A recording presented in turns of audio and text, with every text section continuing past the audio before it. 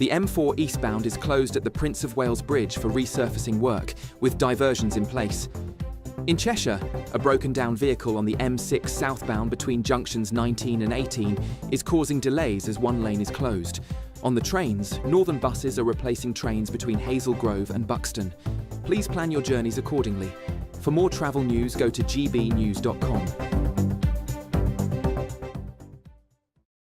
Crash Law 24 sponsors GB News Traffic and Travel Report. You could be the next big winner on the road in this brand new Alnag Baron 560 motorhome, courtesy of Marquis Leisure. Imagine the fun you could have in this luxurious home from home worth over £67,000. We'll also give you £5,000 in tax-free cash to make your next getaway a great one. And it could be all yours. For another chance to win the lot, text WIN to 63225. One entry costs £2.50 plus one standard network rate message, or text bonus to 63225. 5 entries cost £5 plus one standard network rate message. Go to gbnews.com/win. Entries start at £2.50. Call 0903 686 3232. Calls cost £2.50 plus your network access charge. Or post your name and number to GB13 PO Box 8690 Derby DE1 9TT. UK only. Entrance must be 18 or over. Lines close at 4 p.m. on the 6th of June. Please check the closing time if listening or watching on demand. Mornings don't have to be tiresome, especially if you have the right company. Wake up to news as it happens, opinion and debate, and of course, a little bit of entertainment too. Because when the kettle's on, we're on. That's Breakfast on GB News, a show worth waking up for. Every morning from 6 a.m. Only on the People's Channel, Britain's news channel. We'll spread the news, you spread the word. The royal family is an enduring symbol of tradition, unity and pride for Britain. At GB News, we celebrate what makes this country great. In our new Royal Newsletter series, you can join me, Cameron Walker, for Inside the Palace, an exclusive look every week that takes you beyond the gates and brings you the very latest from those at the heart of the monarchy. Never miss a royal moment again. Sign up now. Go to gbnews.com/royal newsletter and get the latest straight to your inbox.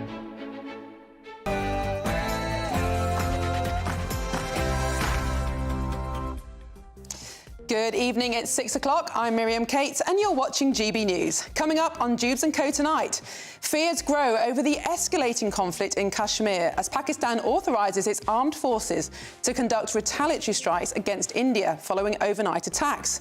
But could a war between India and Pakistan spill over onto British streets? Yesterday, the British government said there would be no increase in immigration from India to the UK following the agreement of a landmark trade deal.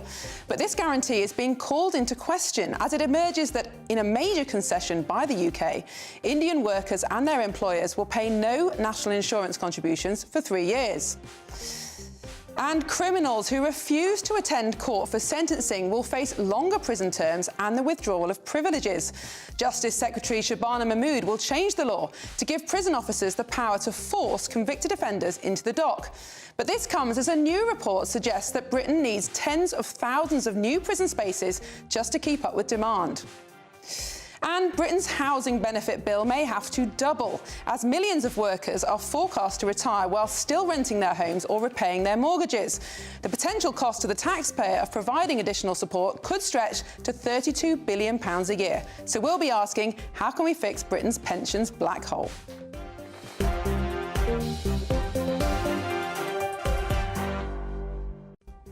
And joining me on my panel tonight, I've got Stephen Wolfe, Director at the Centre for Migration and Prosperity, and Zoe Grunewald, who's a journalist and a broadcaster. But first of all, the latest news headlines.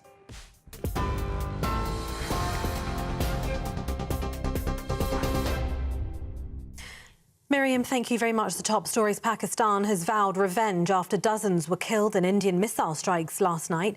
Pakistan described the attacks as an act of war and responded with shelling on the Indian side of the line of control.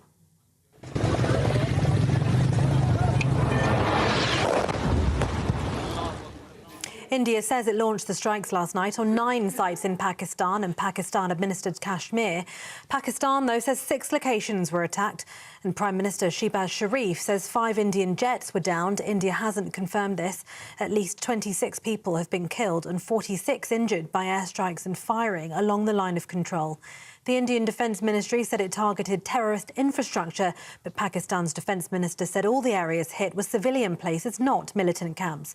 The UK Foreign Office has updated travel advice, urging against all travel to parts of India and Pakistan.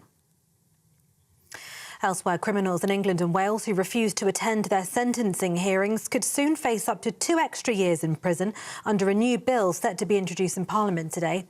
According to victims' families, the proposed bill would give judges greater powers to punish those who are absent, ensuring offenders can no longer opt out of justice. Supporters of the bill say it marks a significant step towards greater accountability in the justice system. Now, the process to choose the new Pope has begun. In a process that's been virtually unchanged for 800 years, 133 cardinals have entered the Vatican's Sistine Chapel for multiple rounds of voting and discussion to select who among them could lead the Catholic Church. Cardinals have now been locked inside the Sistine Chapel to begin the secret ballot for the new Pope. They'll now have no communication with the outside world until a new Pope is elected, meaning the conclave has officially begun. All eyes are on the Vatican chimney.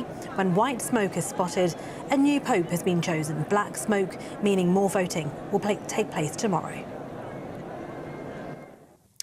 Elsewhere, Liam Payne left behind a fortune worth £24.3 million and died without a will, court documents show. The singer, who was 31, died in October last year after falling from a hotel balcony in Argentina. Documents show Cheryl, his former partner and mother of his son Bear, is an administrator for his estate. This means she'll be legally responsible for his money, property and possessions. The government has announced a new boost to UK cybersecurity. Over the past fortnight, Marks & Spencer's, the Co-op and Harrods were targeted by cyber attacks, resulting in empty shelves and an inability to pay by contactless card or place online orders. Cabinet Minister Pat McFadden says the attack should be a wake-up call. I think there's a threat to business, to the public sector, to all sorts of organisations from cyber criminals. At the root of it is usually money, either a blatant attempt at extortion, sometimes theft. So this is an area where everybody has to remain vigilant and do what they can to keep our systems secure. In other news, 18-year-olds will be allowed to drive trains amid concerns over driver shortages. The Department for Transport says the minimum age to take on the role in Britain is to be lowered from 20 to 18. Rail services are frequently disrupted because several operators rely on drivers voluntarily working extra shifts to run timetabled services. It's understood 87% of cancellations made the night before a service is scheduled to run are caused by driver shortages. Now, the King joked with workers during a visit to London's super sewer today. King Charles visited the Thames Tideway Tunnel to mark the completion of the 10-year project, which is designed to protect the River Thames from sewage pollution well into the future.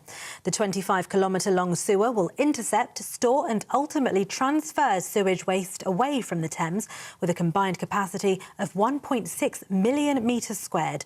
When told some sewage work is made easier when it rains, he joked, "Don't worry, it's all going to come in one humongous horror."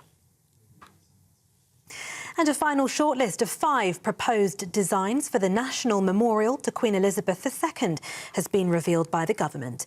The memorial, commemorating the life of Britain's longest reigning monarch who died in September 2022, will be built in St James's Park in central London. Illustrations of the design concepts are being put online by the Cabinet Office, and the public will be invited to have their say about the ideas external for the major new monument. 3 of the 5 proposed designs feature the late Queen riding a horse, reflecting her lifelong enthusiasm for equestrianism. And those are the latest GB News headlines. For now, more news from me in an hour.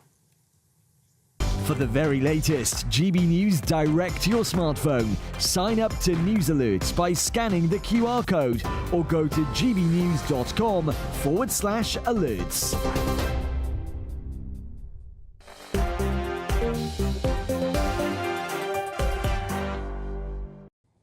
Welcome back to Dewbs Co with me, Miriam Kate, and joining me until 7 o'clock, I've got my panel, Stephen Wolfe, Director at the Centre for Migration and Prosperity, and Zoe Grunewold, who is a journalist and broadcaster. And as always, please do get your views and opinions in at gbnews.com/yoursay, and we'll be including them in our debate throughout the hour. Well, moving on to our first story. Since the partition of India in 1947, there have been intermittent tensions and even wars between India and its neighbour Pakistan over the disputed territory of Kashmir. While tensions are escalating again between these two nuclear powers, as India has launched missiles in Pakistan and Kashmir in response to a terror attack at a tourist hotspot.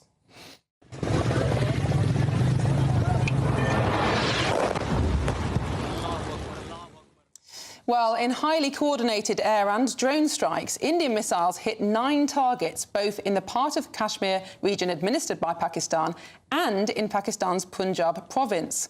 Now, Pakistan says the strikes have left 26 people dead and 46 injured, and the government in Islamabad has authorised retaliatory attacks. The UK's Foreign Secretary, David Lammy, has issued the following statement. Current tensions between India and Pakistan are a serious concern. The UK government is urging India and Pakistan to show restraint and to engage in direct dialogue to find a swift diplomatic path forward. Now, Pakistanis in London have scheduled a protest outside the Indian embassy in response. So the question on everybody's lips is, are we on the brink of nuclear war? Of course, these two nuclear powers. Stephen, there are lots of tensions on this border, and there have been for 70 years, 80 years. But there does seem something a little bit more serious about what's going on now.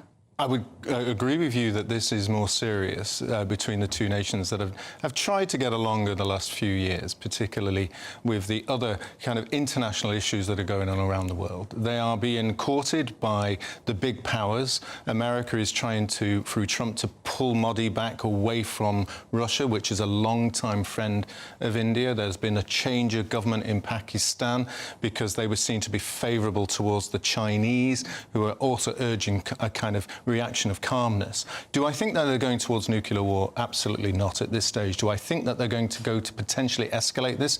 That is a real possibility, particularly the language that's coming out of the Pakistani government. And I think that's what we need to watch out. And then from there, as you've already rightly pointed out, what is the reaction in the only country in Europe that has big communities of Indians and Pakistanis rubbing side by side in our nation? And we are the only one that has that. Yeah, Zoe, that is the big question, isn't it? I mean, in 2022, we saw these race riots in Leicester. Now, they had nothing to do specifically with what was going on in India and Kashmir at the time, but nevertheless, it showed what happened when two communities living very closely together were inflamed by tensions from the other side of the world. Yeah, so we have big diaspora populations here from both India and Pakistan, and there has been instance before, as you say, of kind of localised cultural tensions.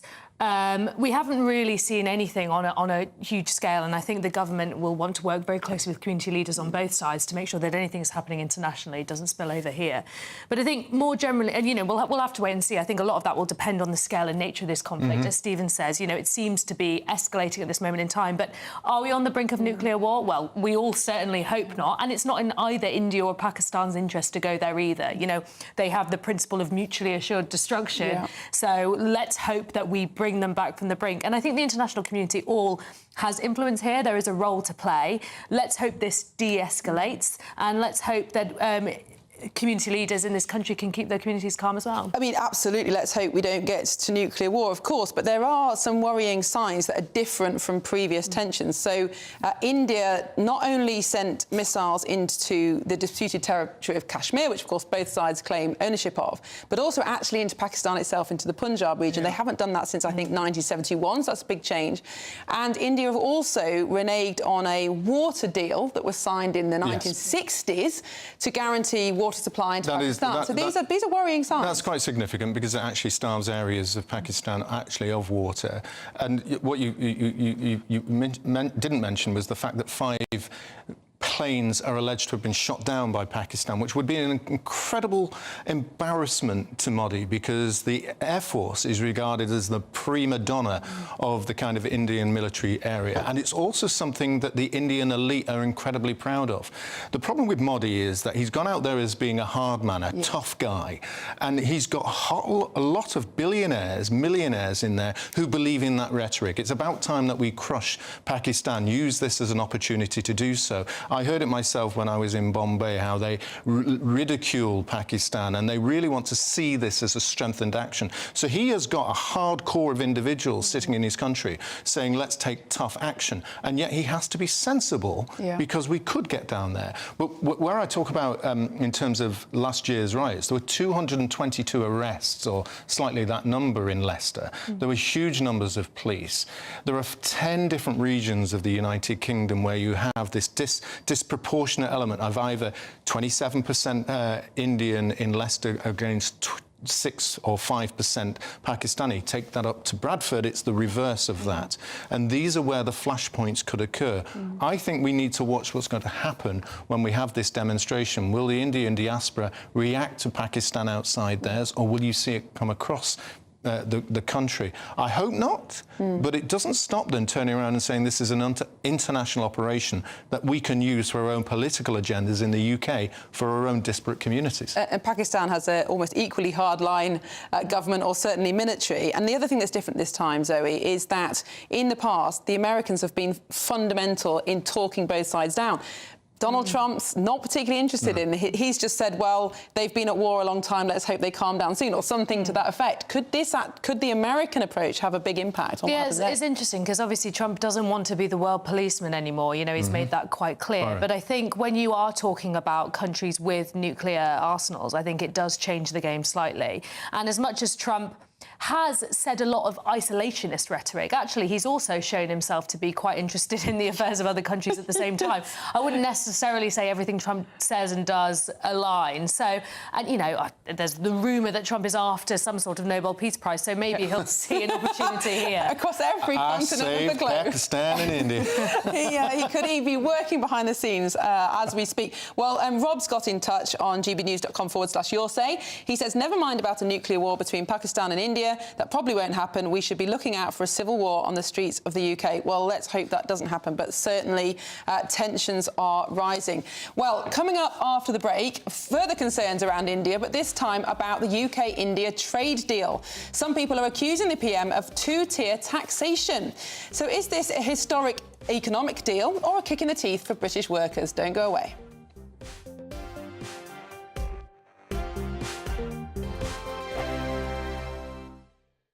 We're proud to be GB News, the People's Channel, and as you know, we always love to hear your views. Now, there's a new way of getting in touch with us at gbnews.com/your say. By commenting, you can be part of a live conversation and join our GB News community. You can even talk to me, Bev Turner, or any of the members of the GB News family.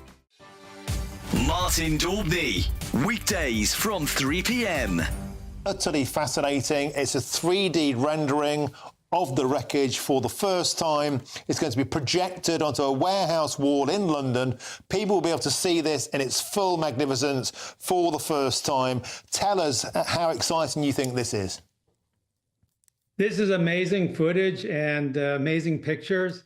To be able to see that kind of detail underwater of the Titanic, I think is really amazing. One of the things that I thought was really interesting was they said that the punctures were a series of A4 size holes along the side of the hull, not a big long slice, which would have clearly doomed the ship as the iceberg slid down the hull.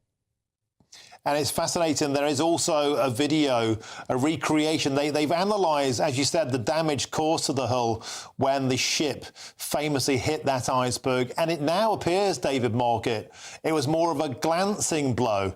And that is leading the researchers to believe in this fascinating project. If there'd just been a moment of seeing the glacier a bit sooner, then it may have been a glancing blow that would not have taken the Titanic down. Absolutely. If she had been going just a little bit slower, if they had immediately responded with the rudder in the right direction, And if the ship had been designed with a bigger rudder relative to the size of the ship, any of these little tiny things could have met, instead of a glancing blow, missing it by just 1 meter or so. And it's incredible because this is part of a documentary. It's called Titanic, The Digital Resurrection. It's going to be broadcast on the National Geographic Channel on Monday.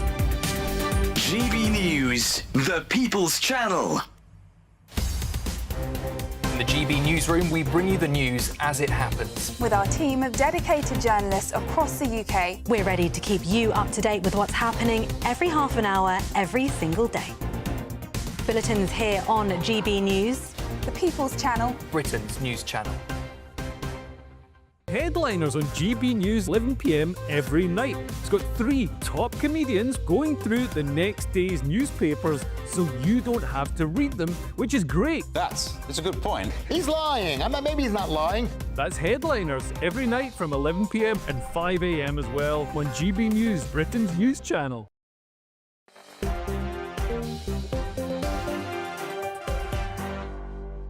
Welcome back to Dewbs Co with me, Miriam Cates, and keeping me company until 7 o'clock. I've got my expert panel, Stephen Wolfe, the director at the Centre for Migration and Prosperity, and Zoe Grunewold, who is a journalist and broadcaster. Now, sticking with India, the Prime Minister has announced a £5 billion trade deal with the country, which is being hailed as a huge win for British business. Mr. Speaker, the landmark deal we've secured with India is a huge win for working people in this country. After years of negotiation, this government has delivered in months, slashing tariffs, boosting wages, unleashing opportunities for UK businesses. It's the biggest trade deal the UK has delivered since we left the EU. But is it a huge win? Because today the Prime Minister has been accused of two-tier taxes and undercutting British workers. Because under this agreement, as tens of thousands of temporary Indian employees and employers could be exempt from paying national insurance in Britain, making it cheaper to hire Indian workers. Now, whilst national insurance contributions for British firms were increased in last year's budget, Indian firms could see a reduction. Here's Conservative MP Nick Timothy questioning a government minister on the deal earlier today. Nick Timothy. Thank you, Madam Deputy Speaker. The Minister just admitted that this agreement means the expansion of some visa schemes, and the Indian government says that the, quotes, the FTA eases mobility for professionals, such as intra-corporate transferees and their dependents, and independent professionals like chefs. It also says that the new double contribution convention creates a 3-year exemption from national insurance contributions for Indians working here. Madam Deputy Speaker, the points-based immigration system is not affected. The UK has not given away visas or created new routes as part of this deal. It is existing business mobility routes that have been expanded for highly skilled and experienced professionals to cover additional sectors. So, is this a betrayal of British workers, or is the deal a much-needed boost to the UK's stagnant economy? Zoe, what's your take on the Indian trade deal? Well, I think we need to put it into some perspective. So, first of all, there are similar tax agreements in place with other countries and trade deals, so South Korea, Turkey, the EU. And Indians who come over with this scheme will still pay income tax, they'll still pay an NHS surcharge, and they will not have access to social security payments. That being said, you can understand why, at a time where increasingly the political mood is one that is much more trying to protect British workers in the face of global interests, trying to think about how we can secure our economy nationally, this probably wouldn't go down well and does leave the Labour government open to some scrutiny. I think 4.3 billion, I mean, it's not to be sniffed at, but it's not huge, and this is the amount that the trade deal is supposed to bring. If you compare it to the annual loss from leaving the EU in terms of trade, which is about 140 billion, I mean, it pales in comparison. Well, I disagree with those figures, but, you know, there we go. We'll come on to that, Steve, in just a minute. I won't want to go into them, but I'd rather stick with India, but yeah, I'll let you carry on with that in a moment. So, you know, I think basically the Labour government needed a win, and they needed a trade win, because our economy is struggling. There are lots of concerns about what Trump is going to do economically. There are lots of concerns about where our economy is post-Brexit, and I think they needed to bring home something that looked good. But I do think a lot of the criticism is overblown when you break down what it actually means in the similar tax agreements. But I can understand why people are challenging. But I think the differences are those those tax agreements tend to be for 1 year rather than 3, but also they're with countries with comparable standard of living and wages to us, and so there isn't this potential to undercut. And I think that's people's concern, that, and this has happened in the States as well, that big Indian contracting companies that contract out IT workers can now bring over Indian graduates or Indian workers and pay them, 20% less if they're exempt from national insurance. So where are the jobs for UK computer scientists going to come from? I think you've identified it. Let's deal with the first point. Is it good for trade? Absolutely. Are there some elements that are positive for us? The fact that we get reductions of 10% on cars, which we've not been able to sell in. Whisky, Scotland's going to be happy. And maybe lamb and I think, I'm not sure it's lamb and chickens that actually are going to do beneficial for us. And will we get cheap clothes and cheap shoes? We're doing that anyway. So that's perfectly fine on that. The issue, though, comes down to, as Nick Timothy has pointed out, and you've highlighted what happens in the United States, is the subcontracting rules are actually going to be open for really deep scrutiny. And I already, as a lawyer, looking at these and done international setting up of companies across the globe, if I want to be in the healthcare sector, I will set up an Indian company run by an Indian who will be there, and then I will set up a UK company, and then I will enter into a contract with the homes that need care workers in here, and I will subcontract them. That will happen. I can guarantee that will happen. Nick Timothy talked about chefs. There are already schemes that work for chefs who come over and deal with that. And it's not just the IT of Infosys and others that will work on schemes of bringing in their high-end workers. That's fine. But it's what I'm concerned about is the low-end and middle-end workers that we are using and therefore pushing out of the market those tech people who are going to our universities and schools here who want jobs. That's not tight enough in the agreement that I've read so far. And I need to have a government that is deeply concerned about these people, not just having a win when the Indian government have said, this is a win for us on exactly the point that we can allow our students and young people to come to the UK. Who's lying? The Indian government or our government? Or is there something in the middle? And I suspect the Indian government knows exactly how they can use this. Yeah, I think you make some really good points. Clearly, you've poured over a lot of the detail of this trade deal, which is really important. And often that nuance gets missed when the media commentates, right? And I think it's really vital that we have somebody who's looked at it. I think what is clear is that, and we've seen this for the last few years, that often the interests of business have sometimes come at the expense of British industry and British workers. And I think what we really need to do is, and it felt like Labour was heading in this direction, which is why this has been a bit strange, because it felt like they were going for a more, not protectionist, but they were looking at the economy and thinking, how do we strengthen it for British workers? But because of the way our economy is set up, because of the way that businesses have exploited the immigration system in the UK for quite a long time, to get an economic win, there do have to be these kind of trade deals. And I agree. I'm not just criticising the Labour government over this, because I'm deeply concerned about the deal that they want to do with the EU to allow young citizens to come over here so that they can actually come and work in our coffee shops, in our bars, in our restaurants, which is, I think, again, driven by the multinationals. But it was also the Boris wave that opened up the door for large-scale legal migration. Either we take a view as a government that we want to train our own, recognise that we do need to bring some people into the country, or do we have a Ponzi scheme where we just keep bringing more and more people in, therefore requiring more doctors, more nurses, more schools, more hospitals, more houses, more road, which requires more people to come in to feed them. That is the Treasury's model.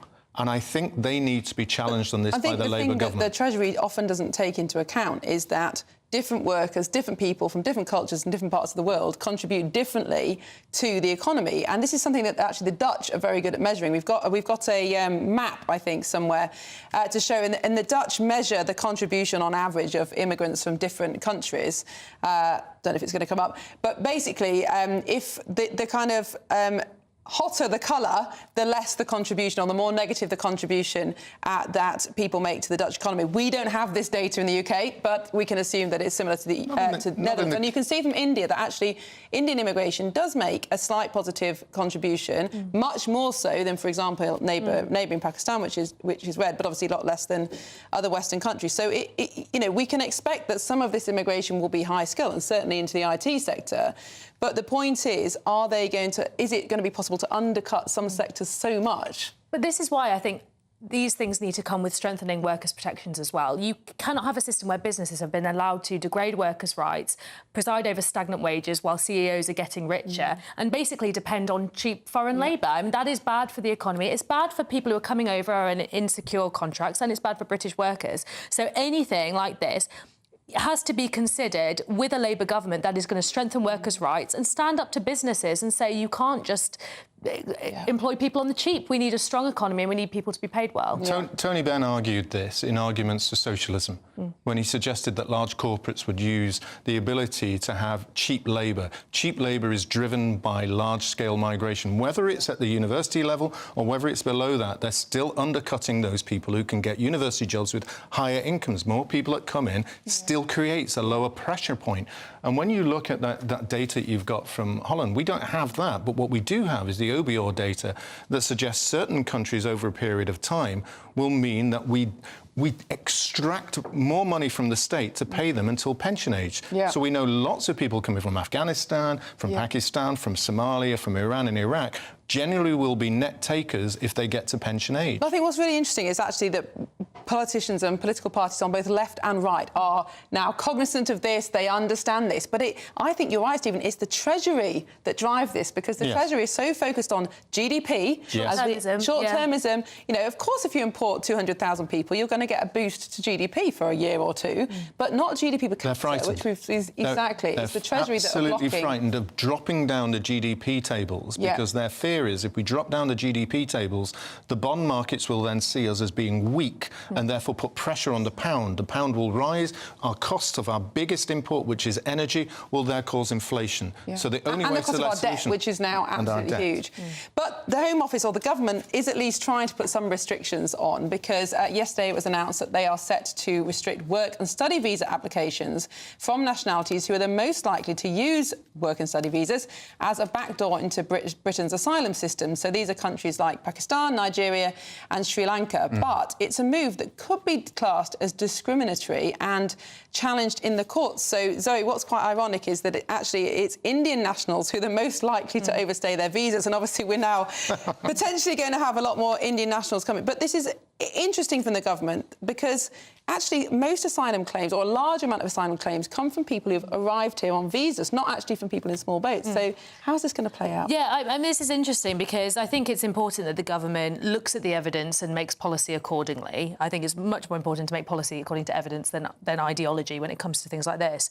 But you can see why this could be discriminatory. I mean, obviously every asylum case, every asylum claim needs to be assessed on its own properly. And part of the problem here is we just don't have a functioning asylum system. You know, we don't have a functioning immigration system. Why is it that so many people can overstay their visas? You know, we need better enforcement practices, and we need a fair asylum system that processes claims quickly and fairly. And all of this will be set out in the government's white paper next week, which I'm sure will cause lots of conversation.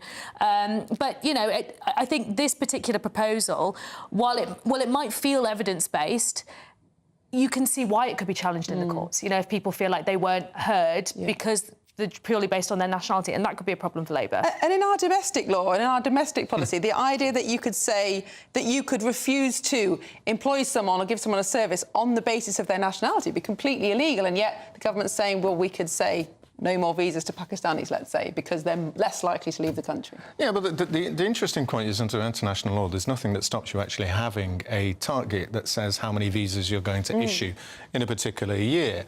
The question that Zoe is right about is that how will the courts, and certainly lawyers that I know in the immigration sector, will use Article 8 of the Human Rights, ECHR, and our human rights to suggest that the courts should analyse everybody on an individual basis rather than a nation basis. I don't think it's racist or xenophobic to do it on a nation basis if you have the evidence to suggest that they're more likely to commit an offence. We do that already. This just be solved by much stricter visa rates, so just massively raising, for example, the minimum salary or cutting down on student visas. I mean, that seems, to my mind, a fairer and more logical way of doing it than just to blacklist some countries. Well, the Conservatives proposed that in their deportation bill last night. Well, you know, should have done that in government. Things that could have been done over the past few years. I mean, potentially, and we'll see how Labour deal with this next week. But, you know, I think arguably somebody from Pakistan, Nigeria, Sri Lanka, they could all have a genuine asylum claim, and I think it is important that they're all heard. The problem is whether we have the resources and the capacity to do that as well, and we know that the courts are incredibly bunged up. We know that the asylum system was deliberately underfunded. I mean, this is a huge job for any government, and I think at this stage, any kind of blanket proposal on countries could be more trouble, actually, and cause more issues, more of a backlog in the courts. Then the simple solution that is a complete blanket on not allowing anybody else in on visas at the moment until we've solved the solution. Indeed. And that would therefore not only be fair, non-racist, and certainly non-particular to a particular country, unless you're one of the top 5 or 6. I always think of my favourite is the one that claims asylum was from Svalbard. You know, in just north of Norway, and I just wondered what not enough sun. Well, yeah, I think he was just frightened it was too cold, and maybe the polar bear was after him and found him attractive. You can't blame him. The trouble with that idea, Stephen, is that we would scupper the Indian trade deal before it's even got off the ground. And Malcolm says, what happens when Indian workers lose their jobs? Will they disappear from the system? How does the government make sure they leave the UK? Well, yes, all these things are caught up together. Anyway, don't go anywhere, because coming up after the break, criminals are going to be forced to attend their sentencing or face punishment under a new Labour announcement. But does it go far enough? And should climbing on certain statues be made illegal? Let us know and stay with us. Ready to soak up that holiday sunshine? Won't we need some cover? No worries. All sorted. All Clear Travel Insurance sponsors GB News Travel Destinations Forecast. An unsettled spell across parts of Europe, particularly across the Alps and southeastern Europe, where they're going to experience heavy showers and thunderstorms over the next few days. An area of low pressure could drag in some showers later across Madeira and Tenerife. Plenty of showers across Portugal and Spain, but it's really across the Alps, southeastern parts of Europe, where these showers are going to be particularly heavy and possibly thundery. Now, it should be largely dry across Greece and largely dry for all from Sunday, with temperatures in the low 20s, so feeling pleasant in the sunshine. All Clear Travel Insurance sponsors GB News Travel Destinations Forecast.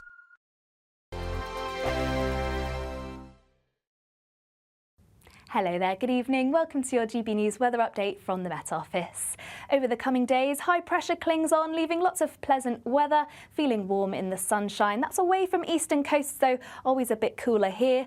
That's all thanks to high pressure dragging in a northeasterly flow across these areas, so bringing more of a breeze, more cloud, making things feel a little bit chillier. Always warmest in the west. And as we head through this evening, we're once again going to see more cloud drifting into the east. This cloud thick enough to produce some showers at times, but on the whole, across much of the country, it should remain largely dry. Plenty of clear skies across Scotland and Northern Ireland, so even a touch of frost by the time we reach the morning. So it is going to be a chilly start as we head into Thursday morning. Largely dry, though, across Scotland, though plenty of cloud across the very far north. This could be thick enough to produce some showers, and it may just be a little bit breezy across northeastern coasts. But across Northern Ireland, once again, largely dry and bright, but still a few showers feeding into northeast England. Elsewhere across the southeast too, can't rule out some showers here, but across the large majority of England and Wales, it should be a largely dry and fine start to the day. And that's pretty much the setup through the course of Thursday. We'll see a mix of cloud, some brighter spells, still the occasional shower across the far north of England, and a little bit breezy at times too across the very far southeast. But by the afternoon, some sunshine poking through that cloud. And once again, it's western areas that sees the best of the temperatures, highs of around 19 degrees, but only just about clipping into the mid-teens across the east. For Friday, it's likely we'll see some mist and fog to start. Once again, a chilly start to the day, but brightening up nicely through the course of the day, seeing plenty of sunshine, just some thicker clouds starting to creep into the northwest. Once again, this may produce the odd light shower, but otherwise it should be largely dry and fine, and staying that way into the weekend, temperatures creeping up into the mid-20s by the time we reach Sunday. That's it from me. Bye-bye. Westminster, the ultimate clique. And you're fighting like rats in a sack. But here on the Camilla Tominey Show, we ask the questions the establishment media is too scared to ask. OK, let me ask you a straight question, because I know you're a straight-talking politician. Whether it's net zero, illegal immigration or law and order, nothing is off-limits. You had the power then. Yeah, as I and say, now you've lost it. That's the Camilla Tominey Show, a politics show that's fearless. But no, let me finish my question if you don't mind, because it is my show. Sundays at 9:30, only on GB News, the People's Channel, Britain's news channel.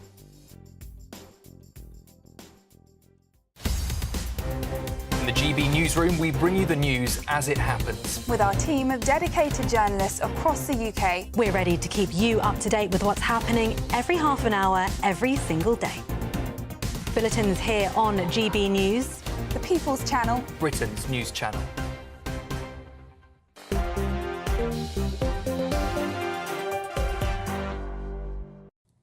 Welcome back. I'm Miriam Cates, and I've still got my expert panel with me, Stephen Wolfe, who's the director at the Centre for Migration and Prosperity, and Zoe Grunewald, who is a journalist and broadcaster. Now, criminals who refuse to attend their sentencing hearings could face up to 2 extra years in prison and lose privileges under new reforms being introduced to Parliament later today. This new bill follows public outrage after several high-profile offenders, including Thomas Cashman, the gunman who killed 9-year-old Olivia Pratt-Corbell, and convicted baby killer Lucy Letby, they refused to face their victims' families in court. But some have hit out at the move, calling it laughable, as punishments include having televisions removed from cells or being denied extra gym sessions for up to 6 weeks.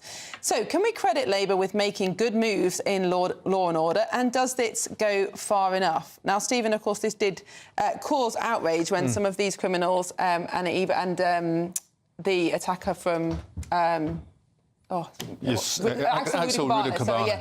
He also refused to attend his hearing, and of course it really does add salt into the wound for these victims, families who've already suffered enough. But is this the right response from the government? Well, I think for once I will turn around to the Labour Party and think we have to be apolitical about this, because this is about genuine human beings who've lost family members, who need to have the comfort of the court supporting them, our judiciary backing them, our legal system to support them to get through their times of pain and anguish, and to show the British public that we don't allow these criminals, these murderous and evil individuals, to be able to take one and stick the proverbial finger at everybody. And so I think that the courts here and the Labour Party are on the right track, absolutely, to try and introduce this policy. Whether it is strong enough, I don't know. I've not read enough into it, but it does seem to me that if they got a further opportunity of 2 years behind bars, that's good enough for me. You don't turn up an extra 2 years. OK, someone's in there for murder and saying they're for life. So in that case, you have to look at all the privileges. Stephen, I'm really sorry. I'm going to have to stop you there, and Zoe, you will get a chance later. But we're going to cross over to Washington, D.C., because President Donald Trump is holding a swearing-in ceremony for his new ambassador to China. For World War II, commemorating the 80th anniversary of America's victory in the Second World War. All over the globe, our World War II allies are celebrating this week, but the United States has never joined in with the proper celebration of our own, and the victory was mostly accomplished because of us. Whether you like it or not, we came into that war and we won that war, and we had a lot of help from a lot of great people, a lot of great allies. But I think there would be nobody that would say that we were not the dominant force in that war, and we don't celebrate it. And I think that's a great disservice to the people that lost their lives and people that fought so hard in winning World War II, and also a separate victory day for World War I, and we're going to be doing that too. It was American tanks and ships and trucks and airplanes and service members that vanquished the enemy 80 years ago this week. Without America, the liberation would never have happened. And so we have to pay tribute and homage to those people that gave us victory. And we did something else that people don't talk about. We rebuilt the world. All of these countries that were destroyed, we helped them rebuild. And that's something that, for the most part, others did not do. So with this proclamation, we are hereby honoring the incredible sacrifice and heroism of millions of Americans who served in World War II, along with the unprecedented mobilization, home front that helped deliver this great triumph. All Americans should take pride in what these incredible patriots have achieved. So I just want to say Happy Victory Day to all. So we are celebrating every year now. I can guarantee for 4 years, but I think after that we're going to have 2 victory days, World War I and World War II. This is World War II Victory Day. In the future, we're going to have a major celebration of each day. We're not going to have days off because we don't have enough days in the year. We have too many celebrations already. But we're going to have Victory Day and for World War I, World War II. And without us, those wars would not have been won. I think we can say that, would not have been won. And I think it's time that the United States starts taking credit for their achievements. And I really believe it's a shame. You know, I was watching for the last week, and I noticed France, I noticed other countries all getting ready for Victory Day. And I said, that's sort of strange, because David just added something. He said, we also rebuilt the world. And I didn't have that, and I should have that. That was a big factor. But I noticed all of the countries, Russia, having a big day tomorrow. And by the way, they lost millions of people, and they were absolutely a major factor. But there was no major factor like us. We won the war, and we won it with the help of others. But everybody was celebrating but the United States of America. And I said, you know, I think it's time that we start celebrating victory. And that's what we're doing. So now for the reason that we're here, but I asked David, would it be appropriate if I did that? He said, absolutely. That's a big thing that we're doing on your swearing in, very big thing. But now for the real reason, and a reason that I'm very proud of because he's been my friend for a long time. We're swearing in our next ambassador to the People's Republic of China. What timing, David, what timing? Only you could have picked this timing. It's your fault. I picked him a long time ago, but it just happened to come due on a pretty important date. But our friend David Perdue, Senator David Perdue, joining David this afternoon are his incredible wife Bonnie, who's been at his side for a long time, their sons David and Blake, their daughter-in-law Danielle and daughter-in-law Charlotte, and their grandsons David, Hudson, and Jack.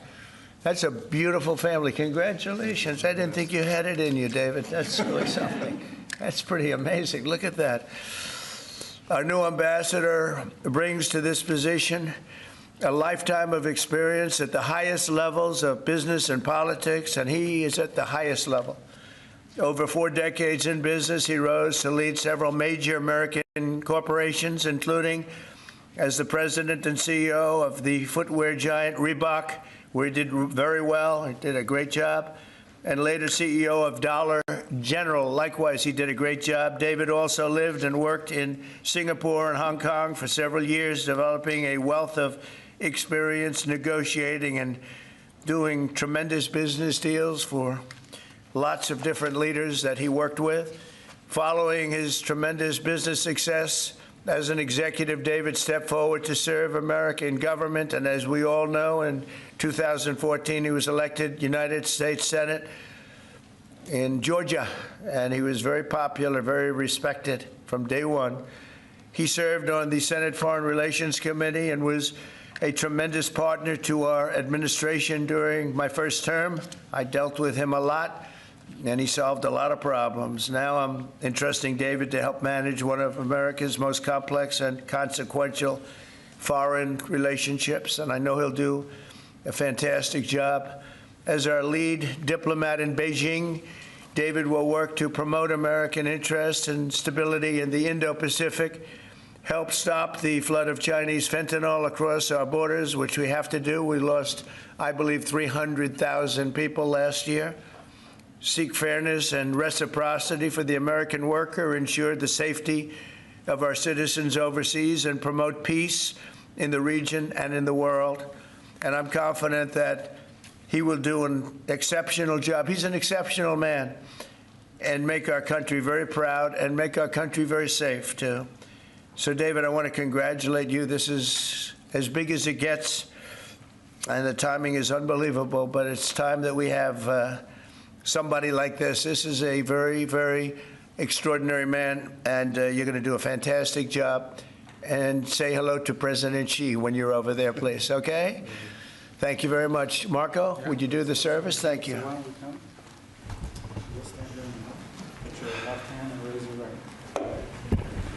Raise your right hand.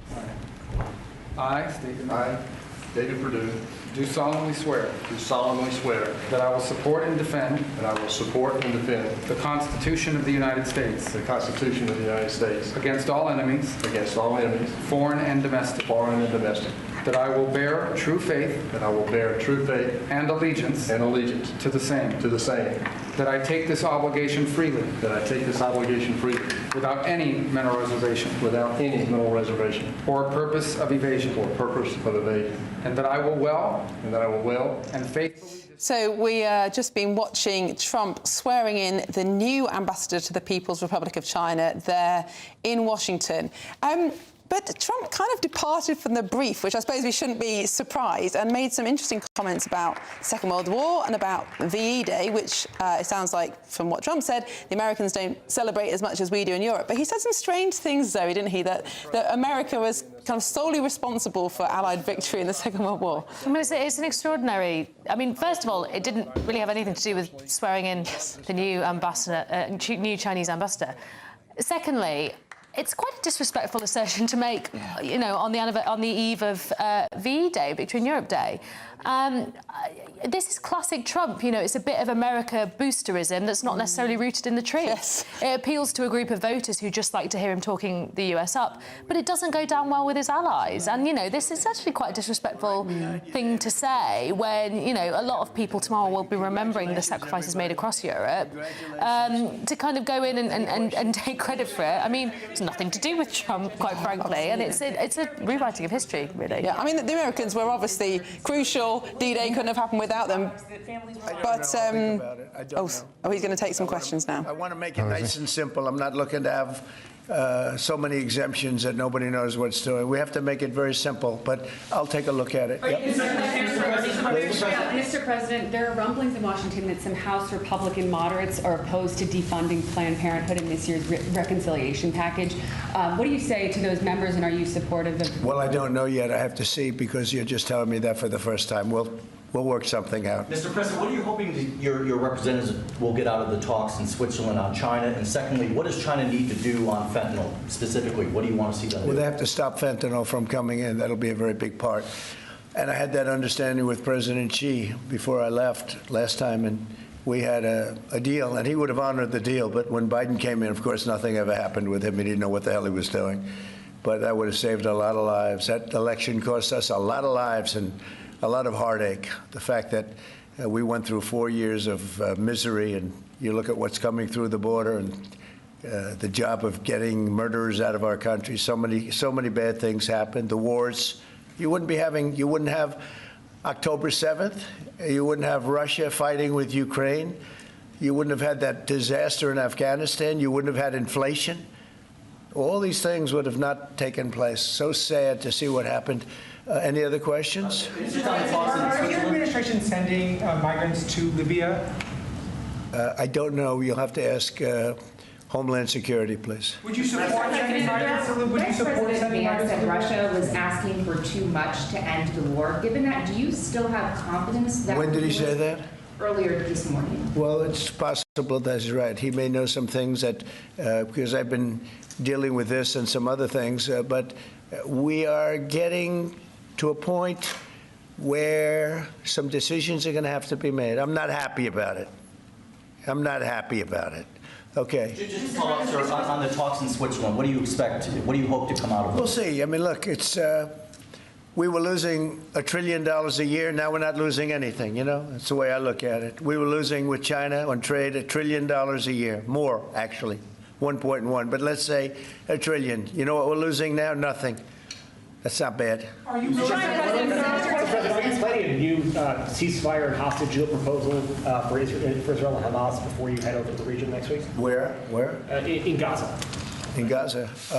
Well, we're going to see what's happening. There's a lot of talk going on about Gaza right now. You know that, right? So you'll be knowing probably in the next 24 hours. Are you taking diplomatic actions between the war in India and Pakistan? What's your position? Oh, it's so terrible. My position is I get along with both.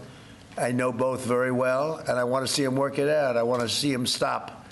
And hopefully they can stop now. They've gone tit for tat So hopefully they can stop now. But I know both. We get along with both countries very well, good relationships with both, and I want to see it stop. And if I can do anything to help, I will be there.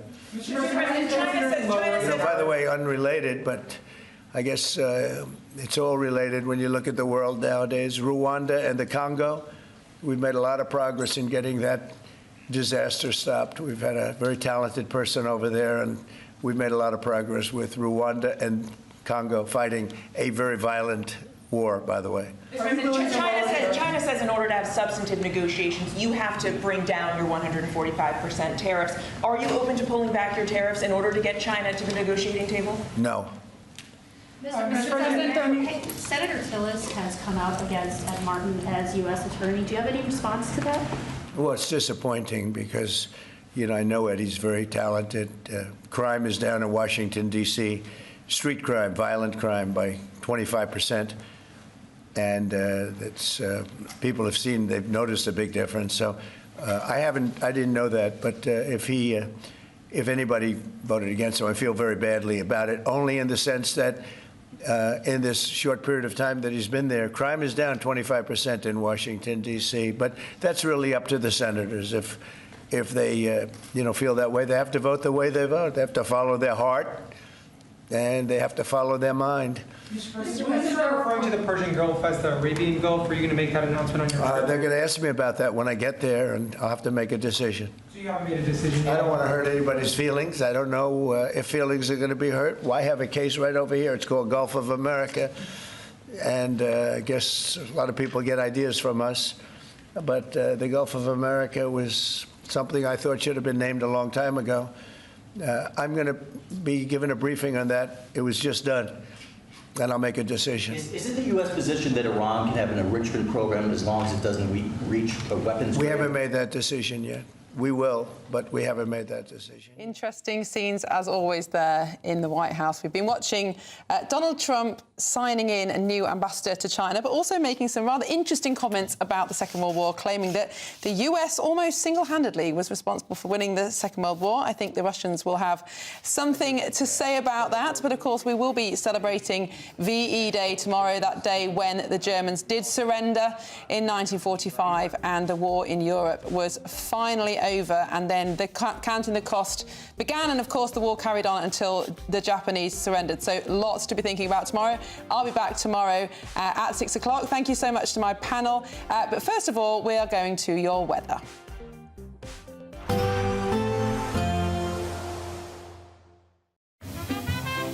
Heavy showers first thing will be followed by a warm, cosy day. Boxed boilers, sponsors of weather on GB News. Hello there, good evening. Welcome to your GB News weather update from the Met Office. Over the coming days, high pressure clings on, leaving lots of pleasant weather, feeling warm in the sunshine. That's away from eastern coasts, though, always a bit cooler here. That's all thanks to high pressure dragging in a northeasterly flow across these areas, so bringing more of a breeze, more cloud, making things feel a little bit chillier. Always warmest in the west. And as we head through this evening, we're once again going to see more cloud drifting into the east. This cloud thick enough to produce some showers at times, but on the whole, across much of the country, it should remain largely dry. Plenty of clear skies across Scotland and Northern Ireland, so even a touch of frost by the time we reach the morning. So it is going to be a chilly start as we head into Thursday morning. Largely dry, though, across Scotland, though plenty of cloud across the very far north. This could be thick enough to produce some showers, and it may just be a little bit breezy across northeastern coasts. But across Northern Ireland, once again, largely dry and bright, but still a few showers feeding into northeast England. Elsewhere across the southeast too, can't rule out some showers here, but across the large majority of England and Wales, it should be a largely dry and fine start to the day. And that's pretty much the setup through the course of Thursday. We'll see a mix of cloud, some brighter spells, still the occasional shower across the far north of England, and a little bit breezy at times too across the very far southeast. But by the afternoon, some sunshine poking through that cloud. And once again, it's western areas that sees the best of the temperatures, highs of around 19 degrees, but only just about clipping into the mid-teens across the east. For Friday, it's likely we'll see some mist and fog to start. Once again, a chilly start to the day, but brightening up nicely through the course of the day, seeing plenty of sunshine, just some thicker clouds starting to creep into the northwest. Once again, this may produce the odd light shower, but otherwise it should be largely dry and fine, and staying that way into the weekend, temperatures creeping up into the mid-20s by the time we reach Sunday. That's it from me. Bye-bye. Heavy showers first thing will be followed by a warm, cosy day. Boxed boilers, sponsors of weather on GB News.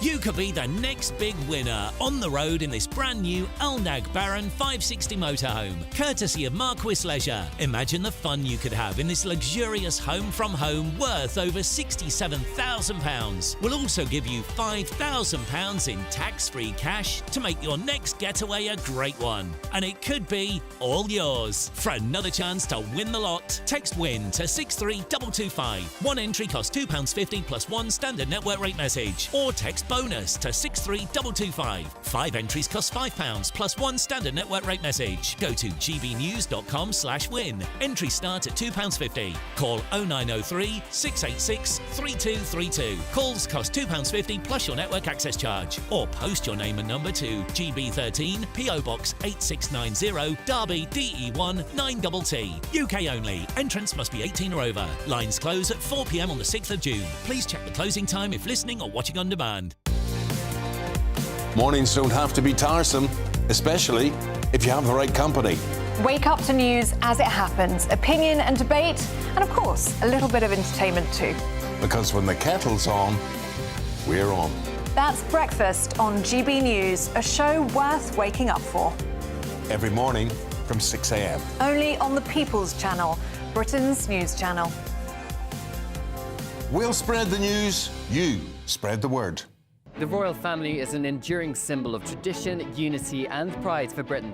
At GB News, we celebrate what makes this country great. In our new royal newsletter series, you can join me, Cameron Walker, for Inside the Palace, an exclusive look every week that takes you beyond the gates and brings you the very latest from those at the heart of the monarchy. Never miss a royal moment